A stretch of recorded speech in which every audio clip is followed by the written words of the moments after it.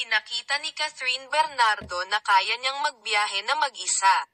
Ganito yata ang trend ng mga nakikipag-split. Nauna na itong ginawa ni Kim Chu, ang mag-isang mag-travel sa abroad.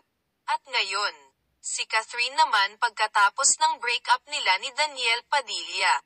Nanood siya ng concert ni Taylor Swift sa Melbourne at nakipag-reunion sa mga kaibigan. Aniya sa kanyang post, "Let's start with day 1, shall we? Pick 1, first time to travel alone. Pick 2, look who picked me up from the airport. I missed you. DSNTS. Pick 3, where most of the catching up happened. Pick 4, worked out the next day, as promised at Lulumamero. Pick 5, bought some healthy snacks from the grocery. Who are we?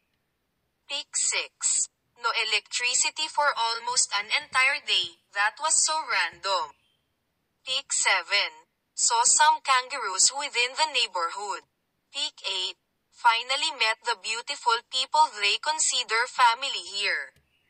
Pick 9, had a sumptuous Japanese meal prepared by Tito Alex.